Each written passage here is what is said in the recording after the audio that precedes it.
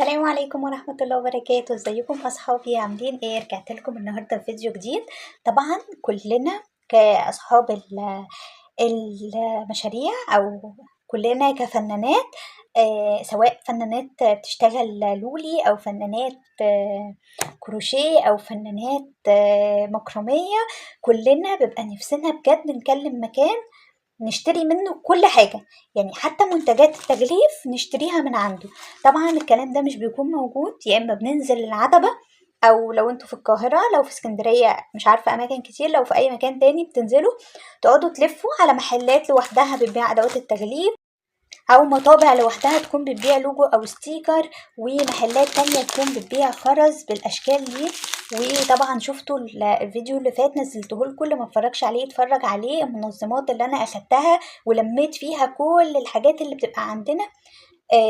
وطبعا لو عايزين نشتري خرز بنلف عليه، ما بنلاقيش مكان معين نشتري منه. والنهارده بقى جبت لكم محل بجد تحفة. أنا من يوم ما اتعاملت معاها حرفيا كنت بخلي والدتي تنزل لي العتبة وأكلم صفحة من هنا اشتري منها حاجات، وصفحة من هنا اشتري منها اكسسوارات، والحاجات دي ما كناش بنلاقيها بسهولة بأسعار رخيصة اهي. بس بعد ما اتعاملت مع الصفحة دي ومع البنوتة القمر دي، والله ما يعني مش اعلان ولا واخدة فيه اي حاجة خالص، بس حبيت اعرفكم عشان جالي كومنتات زي الكومنت ده كده. باشتري الخامات منين؟ باشتري عندها كل الخامات، خامات المكرمية، خامات الخرز، خامات الكروشيه، خامات اكسسوارات، اسمه ايه ده، خامات التغليف كلها من اول الاكياس دي. وهوريكم برضو الاكياس التانية، هوريكم جبت منها ايه، ولو عايزين تعرفوا اسعار هنزل لكم برضو اسعار، وهقول لكم كل حاجة. بص، اول حاجة خليني اقول ان انا فرحانة جدا ان انا عملت معاها التيكت بتاعي اهو. لسه الكارت ما وصليش، اول لما يوصل لي الكارت هوريه لكم برضو. لو وصل لي قبل ما انا انزل الفيديو ده هنزل لكم الكارت في اخر الفيديو. ده الستيكر اهو، شيتات كده. لو عايزين تعرفوا سعره، الواحدة الستيكر الواحد ب0.5 جنيه، يعني بصوا الكمية دي كلها اهي ب70 جنيه. وتعالوا بقى اقول لكم حاجة، شايفين دي؟ شايفين الغلطة المطبعية دي اهي اللي حصلت هنا عند اللوجو ده اهو؟ الورقة دي كلها ادواني مجانا علشان بس خاطر الغلطة اللي حصلت هنا دي، يعني تعامل فوق الممتاز. الورقة دي كلها ادواني مجانا عشان بس الغلطة دي، وانا حسبت على سعر الورقتين دول بس 70 جنيه. كمية استيكرات كتير جدا، بتحددي مقاس الاستيكر اللي انت عايزاه، سواء عايزة 2.5 3 4، انا عاملاه 4، ده مقاس 4 اهو. تمام كده عشان الفيديو بقى ما يبقاش طويل كده، قلت لكم كل حاجه عن الستيكر. بتديها اللوجو بتاعك، او لو انت عايزاها تصمم لك لوجو كمان بتصمم لك لوجو ليكي مخصوص وبتعمله. هي تستحق تستحق كل خير الصراحه. بصوا اهو، مفاجاه بقى كمان، ان انت لو طالبه حاجه هي ناقصه من عندها هي بتروح تجيبها لك مخصوص. يعني والله عشان اجمع الاوردر ده كان في شويه نواقص، وقلت لها طب خلاص لو مش هتعرفي، قالت لي لا انا هروح اجيبهم لك مخصوص عشان تاخدي الاوردر بتاعك تبداي شغل على طول، الاوردر ما يبقاش فيه حاجه. اخدت منها كمان، كانت عامله عرض على القمر ده، كان اخر واحد عندها، ده كان ب35 جنيه. بصوا كيوت قوي ازاي، حلو قوي، احط فيه شويه خرز وحاجات بواقي عندي. طبعا انا وريتكم اللي انا اخدتهم امبارح منها، وده كده شكله اهو. تمام، بصوا بقى، اخدت منها كمان، خلي منتجات التغليف للاخر، جبت منها كمان الخرز القمر ده. بصوا انا بنوتي بتعمل شغل اللولي، برضه هبقى انزل لكم فيديو منتجاتها، عامله حاجات مسكره وصغننه قوي، فجبت دوت منها البنوتي. بصوا حلو ازاي اهو، سعره عليه 160 جنيه اهو، هو نص كيلو، مش بيقشر خالص، والوانه خطيره. بصوا حلو ازاي اهو، فده كمان اخدته منها.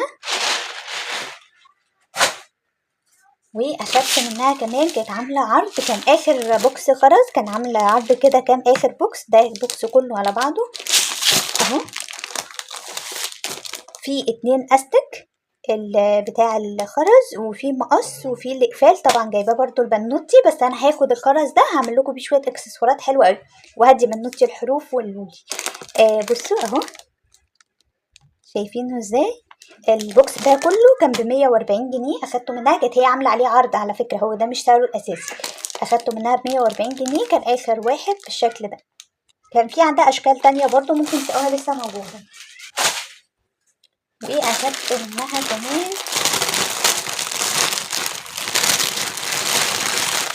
بصوا، طلبت منها اليدات الحلوه دي، طالبه عندي كام اوردر كده شنطه مطلوب فيه اليدات دي، هفتحها واوريها لكم. اليد اهي بتكون حلوه قوي، بتركب في الشنطه اهي، ماسكه، بتكون ماسكه جدا، متينه، مش بتتحرك، اللولي بتاعها مش بيقع ولا حاجه، متينه جدا، معموله هنا على حديد مش على خيط اهي، يا رب يكون واضح اهو، معموله على حديد مش على خيط اهي بالشكل ده. اليد الواحده مش فاكره بصراحه كانت كام، مش قادره اتذكر سعر اليد يعني، فمعلش ممكن تكلموها، انا هحط لكم الجروب تكلموها تسالوها برضو على اي حاجه، انا ما ذكرتش سعرها، هقول لكم سعرها على طول. اخدت منها 3 اهو،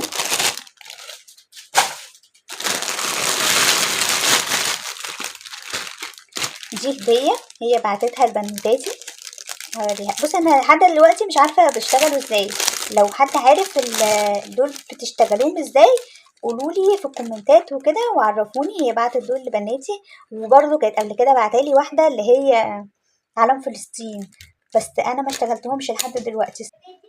تعالوا بقى اوريكم، اخدت منها كمان اليدات بتاعه الشنط السلسله العاديه اهو، واخده منها 3 قطع اهي، يدات بالشكل ده، برضو مش فاكره والله سعرهم كام، بس خامتهم حلوه قوي اهو. طبعا كل حاجه بتجيلي متغلفه لوحدها اهو.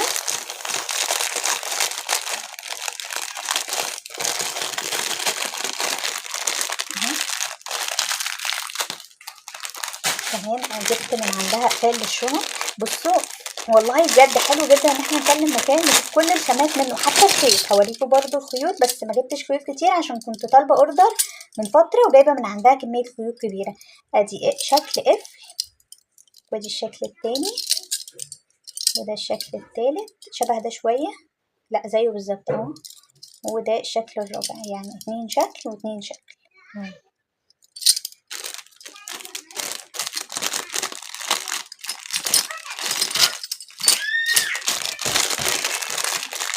دي كده الاقفال. وكمان اخدت من عندها كمية ماركر لان هم بيضيعوا مني اهو، اخدت من عندها شوية مش هفتحهم اهو، انتوا شايفينهم اهو، كنت بستخدم من فترة دبابيس مشبك شفتوها في الفيديوهات، بس جبت الماركر بقى لان انا مسافة ما بجيب بيضيع، فجبت الكمية دي كلها، الكمية دي كلها كانت عاملة 50 جنيه، كام واحد انا مش عارفة، ما فتحتهمش اهو. الباكت ده تقريبا كان ب10 جنيه، في 5 إبر اهو، مش فاكرة سعره بالظبط بس غالبا 10 جنيه، مش أزيد من 10 جنيه. وكمان جبت منها دول، والله مش فاكرة الأسعار، بس دول بالجرام، ده الصدف ده نزل ترندي قوي، هعمل لكم بيه اكسسوارات كتير اليومين الجايين اهو. ده صناعي، واخدت منها برضو صدف طبيعي، الصدف الطبيعي اغلى، الصدفة ب2 جنيه اهو، ده طبيعي اهو، وده صناعي، فاخدت منها من ده ومن ده، ده الواحده ب2 جنيه، دي ممكن تبقى بنفس سعر الكميه دي، شايفين ازاي اهو. اخدت منها كمان دول اللي هنعمل بيهم الاكسسوارات اهو ده كده الجزء اللي بيتقفل في العقد من ورا اهو، وده اللون الابيض منه، دول كده شويه منهم ب7 جنيه اهو، الابيض ب7 والذهبي ب7. وخدت كمان منها دول برضو الشوية دول ب7 والشوية دول ب7 جنيه زردات، وجبت منها برضو قفال دول ب7 جنيه ودول ب7 جنيه، والله يا بلاش، الناس بره بتبيع الواحد بجنيه، بصوا كمية قد ايه، ب7 جنيه، ودول برضو ب7 جنيه، دول كده بالجرامات اي كيس فيهم ب7 جنيه. جبت بقى القمر التحفة ده غالي شوية بس حلو جدا، ده عقد احجار اهو كده. ده طبعا احنا مش هنستخدمه كعقد، احنا هنفكه ونستخدم الاحجار دي في اعمال كروشيه حلوه قوي. عايزه اقول لكم هو تقيل، هو مش خفيف، هو تقيل. احجار اهي شبه الزلط الناعم شويه اهو. العقد ده الواحد ب50 جنيه، غالي شويه بس بنعمل منه منتجات حلوه قوي.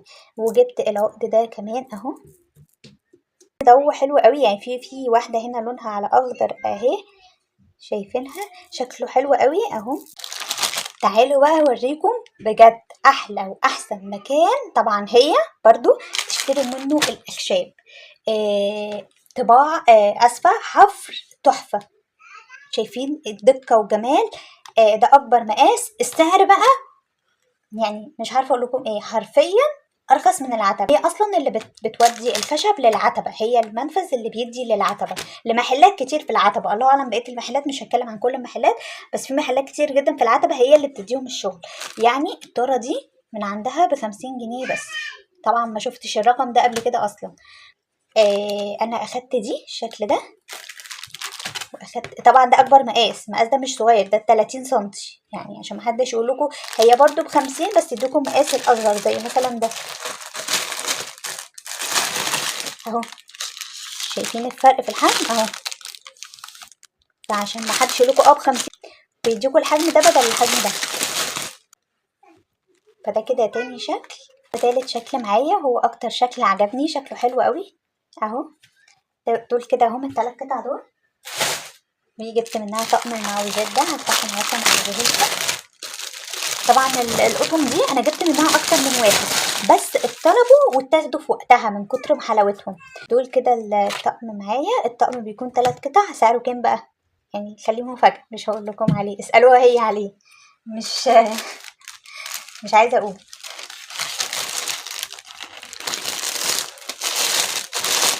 اهو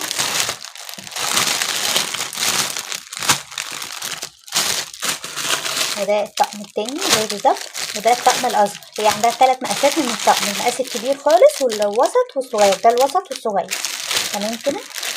تعالوا بقى لأكتر حاجة بتسأل عليها وبندور عليها كلنا، ها وهي شنط التغليف. طبعا انا نفسي ادعولي يعني ان اعمل شنط عليها اسمي ان شاء الله قريب، بس لقيت ان انا محتاجه اعمل كميه بالالافات، وانا ما فيش اوردرات دلوقتي بالالافات. فجبت الكميه دي متوسطه يعني دلوقتي لحد ما ايه، ما يعني ربنا يسهل كده ونجيب ايه كميه تانية. ده حجم كبير اهو، وده حجم اصغر.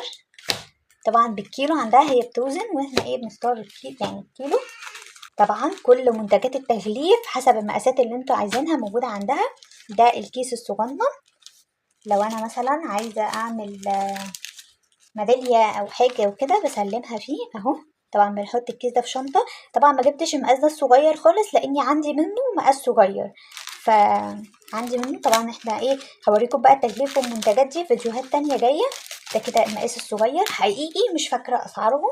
هما بالوزن عامة بتقول لكم كيلو بكذا. انتوا بقى ان شاء الله لو عايزين 100 جرام بس هتوزن لكم 100 جرام عادي. وكمان كان جايلي شوية الاكياس دول مش غلق، دول اكياس عادية، اكيد ليهم استخدام برضو هنستخدمه اهو. ودي اكياس تانية اللي هي الطويلة بتاعت الانسيال او كده اهو. هي وزنلي كله مع بعضه، الاكياس كلها صغيرة مع بعضها عشان صغيرة ليها سعر وكبيرة ليها سعر، فهي وزنلي دول كده مع بعض اهو، الطويل والمربع. ودول كمان كانوا معاهم. تمام. طبعا دلوقتي انا هكيسهم في كل حاجة في كيس لوحدها. وده كده الكيس اللي هما كانوا فيه اهو. وجبت منها برضو المقاس ده اكبر مقاس، او ممكن يكون عندها يعني مقاس اكبر، بس ده اكبر مقاس انا قصدي جبته. طبعا عايزين تشوفوا عرضه، انا حطيتهم كلهم في الكيس الكبير عشان ما يقعوش اهو. عرضه اهو 40 سنتي.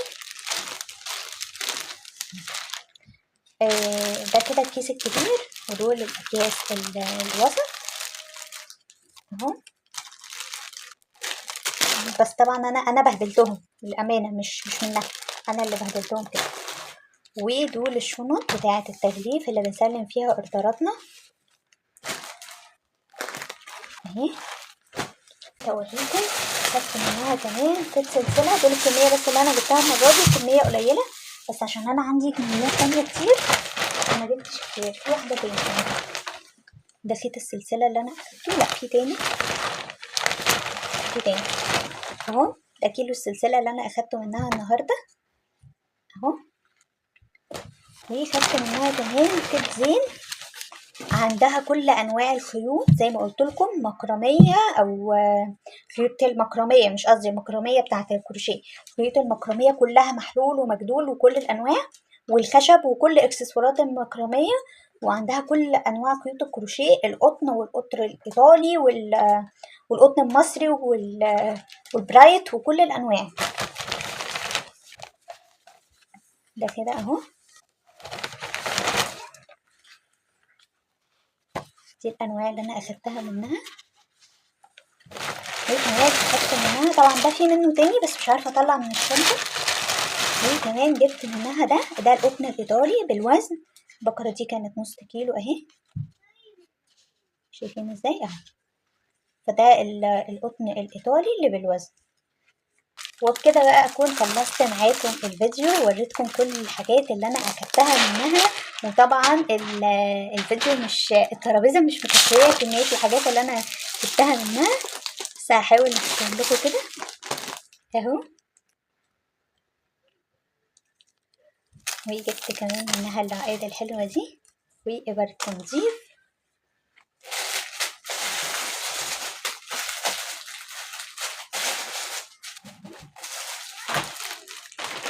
والسلاسل والحاجات دي والإقفال والماركر. وأهم حاجة كلها خدتها منها كانت الستيكر اللي باللوجو بتاع شغلي. اللوجو ده بينزل عليه، يعني بنزل صورة شغلي بحط عليه اللوجو ده. وبكده اكون وصلت بقى معاكم لنهاية الفيديو. ما تنسوش تعملوا لي لايك وشير وتشتركوا في قناتي، اشتراككم هيساعدني جدا. وانتوا بتطلبوا من دينا ما تنسوش تقولوا لها احنا جايين لك من طرف كوكي، هتعمل معاكم احلى واجب. ولو حتى حاجة مش موجودة عندها في المحل هي هتجيبها لكم.